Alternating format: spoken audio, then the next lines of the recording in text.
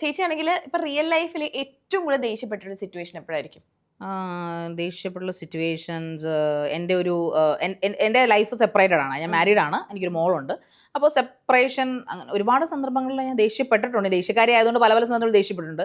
പക്ഷേ ദേഷ്യം എനിക്ക് നമ്മളെ ഷാറ്റഡ് ആക്കുന്ന ദേഷ്യം എന്ന് പറഞ്ഞു കഴിഞ്ഞാൽ എൻ്റെ എക്സ് ഹസ്ബൻഡുമായിട്ടുള്ള റിലേഷൻഷിപ്പിലായിരുന്നു. അവിടെ നമ്മളിപ്പോൾ ഒരു ഫാമിലിക്ക് ചെല്ലുമ്പോൾ നമുക്ക് ഇപ്പോൾ എന്താ പറയുക, ഭയങ്കര സൈലൻ്റ് ആയിട്ട് നമ്മളെ ഈ വേട്ടയാടപ്പെടുന്ന ആൾക്കാരില്ലേ, അവരൊന്നും നമ്മളോട് വാക്കുകൾ കൊണ്ട് പറയത്തില്ല, നോട്ടം കൊണ്ടോ മുഖഭാവം കൊണ്ടോ ഇല്ല. പക്ഷെ അവർ സൈലൻ്റ് ആയിട്ട് നമ്മളിങ്ങനെ, അതെനിക്ക് ഭയങ്കര ബുദ്ധിമുട്ടായിരുന്നു. കാരണം നമുക്ക് അവിടെ നമ്മുടെ ഇമോഷൻസ് എക്സ്പ്രസ് ചെയ്യാനും പറ്റില്ല. എന്നോട് ദേഷ്യപ്പെട്ടാലും എനിക്ക് നിന്നോട് രണ്ട് വർത്താനം പറയാൻ പറ്റും. അല്ലെങ്കിൽ മെഹർ എന്താണ് നിന്റെ മുഖം മാറിയിരിക്കുന്നത്, അല്ലെങ്കിൽ എന്താണ് ഇങ്ങനെയെന്ന് ചോദിച്ചാൽ പുള്ളിയുടെ മുഖമൊന്നും മാറത്തില്ല. പക്ഷെ പുള്ളി നമ്മളോട് കാണിക്കുന്ന ഒരു നെഗ്ലിജൻസ്, ആ സൈലന്റ് മോഡിലേക്ക് പുള്ളിക്ക് അതെനിക്ക് തോന്നുന്നു മനസ്സിലാക്കിയിട്ടുണ്ടാവും. ഞാൻ എന്നെ സൈലന്റ് മോഡിൽ ഇട്ടാൽ ഞാൻ ഇങ്ങനെ ഫർണസിൽ കിടന്ന് ഉരുകും. ഞാൻ അങ്ങനെ ഒരു 10 വർഷം അവിടെ കിടന്ന് സഹിച്ചാണ്. അത്രയും മെന്റൽ ട്രോമ തന്നെ. ഫിസിക്കലി എന്നെ 1-2 വട്ടമോ ഇങ്ങനെ ഉപദ്രവിച്ചിട്ടുള്ളൂ. പക്ഷെ അതൊക്കെ ഞാൻ വേറൊരു ഇതിൽ പറഞ്ഞിട്ടുണ്ട്. പക്ഷേ ഈ പറയുന്ന പോലെ മെന്റൽ ട്രോമകൾ തന്നത്, ഫോർ എക്സാമ്പിൾ പറയുകയാണെങ്കിൽ വഴക്കിട്ട കേസാണല്ലോ എന്നോട് ചോദിക്കുന്നത്. വഴക്ക് കേസ് എന്ന് പറഞ്ഞു കഴിഞ്ഞാൽ പല കാര്യങ്ങൾക്കും വഴക്കുണ്ട്. പുള്ളിക്കൊരു അഫെയറും കാര്യങ്ങളൊക്കെ ഉണ്ടായിരുന്നു, അതൊക്കെ ഞാൻ പിടിച്ചു. പക്ഷെ അപ്പോഴൊന്നും ദേഷ്യം, അപ്പം ഞാൻ ദേഷ്യപ്പെട്ടിട്ടുണ്ട്, ശരിക്കും ദേഷ്യപ്പെട്ടിട്ടുണ്ട്. പിന്നെ കൃത്യമായിട്ട് ഓർമ്മ കിട്ടുന്നില്ല. കുറെ സന്ദർഭങ്ങളിൽ കല്യാണശേഷമാണ്. മറ്റ് വീട്ടിലിപ്പോൾ സഹോദരനോട് വഴക്കിടുന്നു, അല്ലെങ്കിൽ അമ്മയോട് വഴക്കിടുന്നതോ, അല്ലെങ്കിൽ ഫ്രണ്ട്സിനോട് വഴക്കിടുന്നതോ ഒക്കെ നമുക്കൊരു ഇത് കഴിയുമ്പോൾ നമുക്ക് സങ്കടം വരിക. ഇതിങ്ങനെ നമ്മൾ തിളയ്ക്കുമോ, ദിവസങ്ങളോളം കിടന്നിങ്ങനെ തിളയ്ക്കുവാണ്. കാരണം നമ്മുടെ ദേഷ്യത്തിന് മറുപടി ഇല്ല, ഒരു കൺസേൺ ഇല്ല. അങ്ങനെയുള്ള എക്സ്ട്രീം ദേഷ്യം എനിക്ക് വന്നിട്ടുണ്ട്. പിന്നെ ദേഷ്യം വരുന്ന സന്ദർഭങ്ങളിൽ അനീതി കാണിക്കുക എന്ന് പറഞ്ഞു. ഇപ്പോൾ നമ്മൾ ട്രാഫിക് സിഗ്നൽസിൽ കിടക്കുന്ന ഒരു പൗരന്റെ പ്രതിഷേധം എനിക്ക്, അതായത് നമ്മൾ ഫ്രണ്ടിൽ ഒരു ഓട്ടോ പോകുന്നു, അല്ലെങ്കിൽ ഒരു പ്രീമിയം വണ്ടി പോകുന്നു, ഒരു ബെൻസ് പോകുന്നിരിക്കട്ടെ, നമ്മൾ പുറകെ ഡ്രൈവ് ചെയ്ത് പോവാം, ലെഫ്റ്റിലേക്ക് എടുക്കും, ഇൻഡിക്കേറ്റർ ഇല്ല. അതൊക്കെ കാണുമ്പോൾ എനിക്ക് നിർത്തിയിട്ട് കൊണ്ട് ക്രോസ്, എൻ്റെ മനസ്സിലെ ചിന്തയാണ് നേരെ കൊണ്ട് ഫോർവേഡ് ചെയ്തിട്ട് ഇറങ്ങടാ, നീ നിന്റെ പ്രീമിയം വണ്ടിക്കാതിരുന്നുണ്ട് എന്ത് തോന്നിയാസോടാ കാണിക്കുന്നതെന്ന്. അങ്ങനെയൊക്കെ ചോദിക്കണമെന്ന് തോന്നിയിട്ടുണ്ട്. പറഞ്ഞിട്ടുണ്ട് ഞാൻ.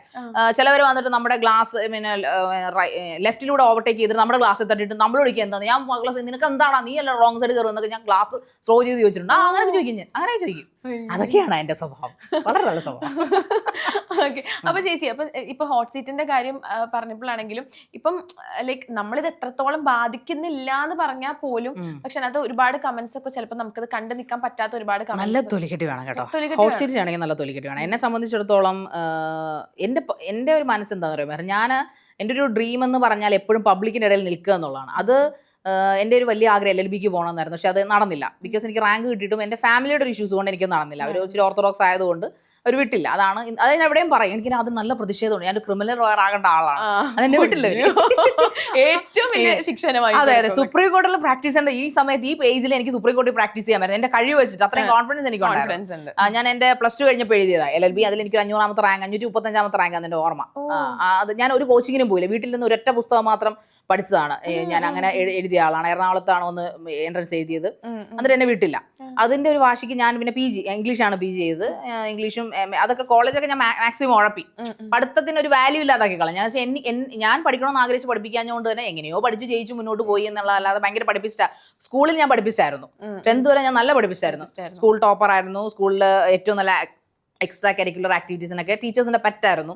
സ്കൂൾ എനിക്ക് ഭയങ്കര ഇഷ്ടമുള്ള മെമ്മറിയാണ് എനിക്ക്. അപ്പോൾ അതുകൊണ്ട് തന്നെ എൻ്റെ ഒരു ആഗ്രഹം എന്ന് പറഞ്ഞു കഴിഞ്ഞാൽ എപ്പോഴും പബ്ലിക്കിനിടയിൽ നിന്ന് അവർക്ക് വേണ്ടി എന്തെങ്കിലും ചെയ്യണം, സേവനം ചെയ്യണം, അവർക്ക് വേണ്ടി സംസാരിക്കണം. പക്ഷേ എൻ്റെ കൈകൾ കെട്ടപ്പെടാൻ പാടില്ല. അപ്പം ഞാനും ആദ്യം ആലോചിക്കും ഞാനൊരു IAS കാരിയായാൽ മതിയെന്ന്. എൻ്റെ +2 സ്വപ്നങ്ങളായി പറഞ്ഞു. ഞാൻ എൻ്റെ ഈ സ്വപ്നങ്ങൾക്ക് 10-20 വർഷം മുമ്പുള്ള പഴക്കമുണ്ട്, ഒരു 4 നൂറ്റാണ്ടിൻ്റെ പഴക്കമുണ്ട്. ഇന്നും ഇന്നലെ ഞങ്ങളുടെ സ്വപ്നങ്ങളല്ല ഞാനിപ്പോൾ ഇവിടെ എത്തി നിൽക്കുന്നത്. ഇപ്പം ഞാൻ ഒറ്റ സ്റ്റെപ്പേ കയറിയിട്ടുള്ളൂ, ഇനി ഒരുപാട് മുന്നോട്ട് പോകാനുണ്ട്. രണ്ടാമത്തെ യൗവനമാണെന്ന് ഞാൻ ചിന്തിക്കുന്നത്. എൻ്റെ ആദ്യത്തെ യൗവനത്തിൽ എനിക്കൊന്നും ചെയ്യാൻ പറ്റില്ല, സ്വപ്നങ്ങളിൽ തന്നെ നടക്കുമായിരുന്നു ഞാൻ. അപ്പൊ എന്നെ സംബന്ധിച്ചിടത്തോളം ഒരു ഡോക്ടറല്ല, ഒരു IAS കാരിയാവും. നമ്മുടെ മമ്മൂക്കട മറ്റേ മുടിയൊക്കെ ഇട്ട് ആ സാധനം. അപ്പൊ ഞാൻ IAS കാരി ആയി കഴിഞ്ഞാൽ എന്തെങ്കിലും ചെയ്യാൻ പറ്റും. പോലീസ് IPS വാണിജ്യോധന കാണുമ്പോൾ പോലീസ് ആയാൽ മതി. അതാണ് ഒരു ഐഡിയൽ ഒരു എന്താ പറയാ പോലീസ് ഓഫീസർ എന്ന് പറയുമ്പോൾ പെട്ടെന്ന് എന്നെ പിന്നെ പോലീസുകാർ തങ്കമ്മന്നൊക്കെ ഈ മറ്റേ നെഗറ്റീവ് കമന്റ്, ഇവിടെ തങ്കമ്മയാടാ പോലീസുകാർ തങ്കമ്മയാന്നൊക്കെ പറയും, പൊന്നമ്മയാന്നൊക്കെ പറഞ്ഞു വിളിക്കും. ഇവളെന്താ പോലീസുകാരിയാണോ എന്നിട്ട് ആങ്കറിങ്ങിന് വന്നിരിക്കുന്നൊക്കെ ചോദിക്കും. അപ്പൊ എന്നെ സംബന്ധിച്ചിടത്തോളം പോലീസ്, അപ്പൊ പിന്നെ എനിക്ക് വന്നത് ഇത് ബ്യൂറോക്രാറ്റിക് അടിമകളാണ് അവരൊക്കെ. അവർക്കൊക്കെ ചെയ്യുന്നതിന് ഒരു പരിധിയുണ്ട്. ഞാൻ പോലീസുകാരെ കളിയാക്കൊന്നുമല്ല. അവിടെ എൻ്റെ അച്ഛനൊരു പോലീസിലായിരുന്നു, പിന്നീട് പുള്ളി NRI ആയതാണ്. എങ്കിലും പോലീസുകാർക്ക് ലിമിറ്റേഷൻസ് ആണ്. അവർക്ക് നിയമം നടപ്പിലാക്കാൻ ആഗ്രഹം ഉണ്ടെങ്കിലും പല കാര്യങ്ങളിലും അവർ പിന്നോട്ട് വലിക്കപ്പെടും. എനിക്കത് പറ്റത്തില്ല. ഞാനിപ്പോൾ മെഹർ ഒരു ടൈക്കൂണാന്നിരിക്കട്ടെ, ഒരു ഡോണാന്നിരിക്കട്ടെ, മെഹറിനെ കുറിച്ച് ഞാൻ 2 വർത്താനം പറയാം, മെഹർ എന്നെ ഒന്ന് പേടിക്കണം, അന്ത ഭയം ഇറുക്കട്ടും. പക്ഷെ മെഹറിനെ ഒന്നും ചെയ്യാൻ പറ്റില്ല. അങ്ങനെ അതാണ് എൻ്റെ ഒരു ആഗ്രഹം എന്ന് പറയുന്നത്. അതുകൊണ്ട് ഈ രാജ്യത്ത് അനീതിക്കെതിരെ ഞാൻ ശബ്ദിക്കുമ്പോൾ എന്നെ അവർക്കൊന്നും ചെയ്യാൻ പറ്റാത്ത തരത്തിലുള്ള ഭയം അവർക്കുണ്ടാവണം. പക്ഷെ ഞാൻ എൻ്റെ നീതിക്കൊപ്പം ആയിരിക്കണം സംസാരിക്കേണ്ടത്. ഈ രാജ്യത്തിന് വേണ്ടിയിട്ട് ഇവിടെ നടക്കുന്ന അഴിമതികൾക്കെതിരെ അവർക്കെതിരേക്ക് എന്തെങ്കിലും ചെയ്യണമെന്നൊക്കെയാണ് എൻ്റെ ആഗ്രഹം. അല്ലാതെ ഒരു മീഡിയയിൽ ഇരുന്നുകൊണ്ട് അത് ബൈ ചാൻസ് സംഭവിച്ചു പോയതാണ്. മേ ബി ഒരു പക്ഷേ എൻ്റെ വഴിയിൽ വന്ന എനിക്കൊരു പാഠമായിരിക്കണം ഈ ഹോട്ട് സീറ്റ് എന്ന് പറയുന്നത്. കാരണം ഞാൻ ചിലപ്പോൾ നമ്മുടെ സമൂഹത്തിൽ ഭൂരിഭാഗം ആൾക്കാരും നമ്മളെ ക്രിട്ടിസൈസ് ചെയ്യാനുള്ളവരാണ്. വളരെ നന്മ പറയുന്ന വളരെ കുറച്ച്, ജെന്യൂനായിട്ട് നന്മ പറയുന്ന ആൾക്കാർ വളരെ കുറച്ചുണ്ടായിരിക്കും. നമ്മളെ തകർക്കാൻ നോക്കുന്നവരാണ് ഭൂരിഭാഗം. നമ്മൾ വളരും തോറും നമുക്ക് ശത്രുക്കൾ കൂടുമെന്നാണ് ഞാൻ കേട്ടിരിക്കുന്നത്. സോ ഈ ക്രിറ്റിസിസം എന്ന് പറഞ്ഞാൽ എനിക്കറിയില്ല, ഞാൻ ആലോചിക്കാറുണ്ട് എന്തിനാണ് ഇങ്ങനെ ഇവർ പറയുന്നത്, ഇവരെ കുറിച്ച് ഒന്നും ഞാൻ പറഞ്ഞിട്ടില്ലല്ലോ, പിന്നെ എന്തിനാണ് ഇവരെ ഇങ്ങനെയൊക്കെ പറയുന്നത് വെച്ചാൽ അങ്ങനെ വളരെ മോശമായിട്ടൊക്കെ കമന്റ്സ്, വളരെ മോശം. പക്ഷേ അപ്പോൾ എനിക്ക് ഈ ചാനലിൻ്റെ അടി പോയി ഇതിപ്പോൾ നിങ്ങളുടെ ചാനലിൽ എനിക്ക് കമന്റ് വന്നാൽ എനിക്കത് വന്ന് തിരിച്ച് കമന്റ് ചെയ്യാൻ പറ്റില്ല.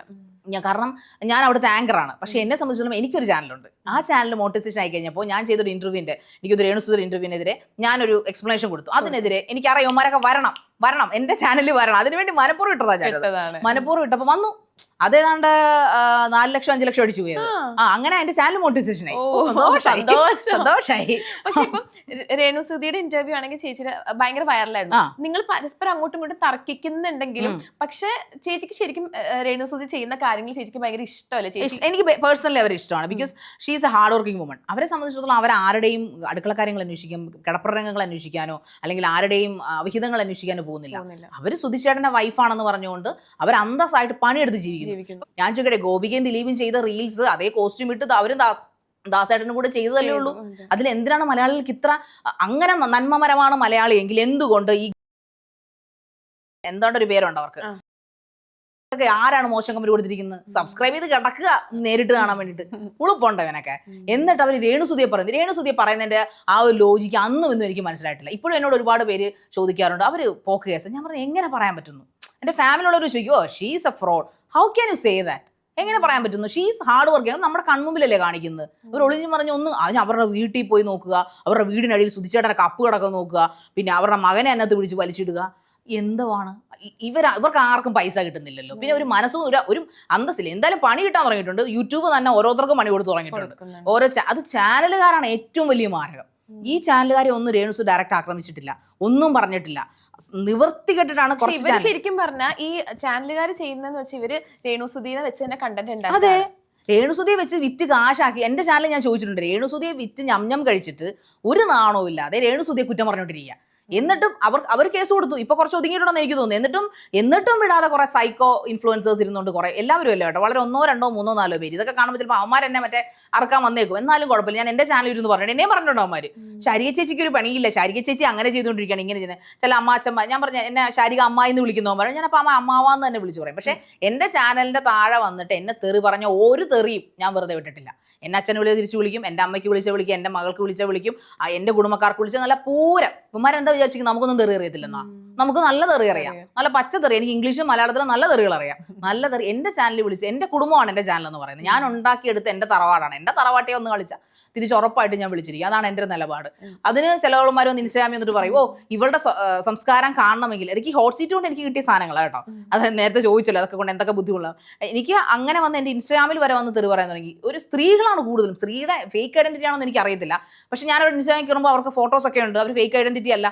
അപ്പോൾ അവരെന്നോട് പറയുന്നത്, ഓ ഇവളുടെ സംസ്കാരം എന്താണെന്ന് എനിക്കറിയാം, ഇവള് തെറി പറയുന്നവൻ്റെ ഇവളുടെ ചാനലിൽ വന്ന് നോക്കിയാൽ ഇവർ കൊടുക്കുന്ന മറുപടി കേൾക്കുമ്പോൾ ഇവള് ചന്തമേരിയാണെന്ന്. അല്ല, എൻ്റെ തന്തയ്ക്കോ എൻ്റെ തള്ളയ്ക്കോ എന്നെ തെറി വിളിക്കുന്നവളെ പിന്നെ ഞാൻ രാജകുമാരി എന്ന് വിളിച്ച് അപസംബോധന ചെയ്യണോ?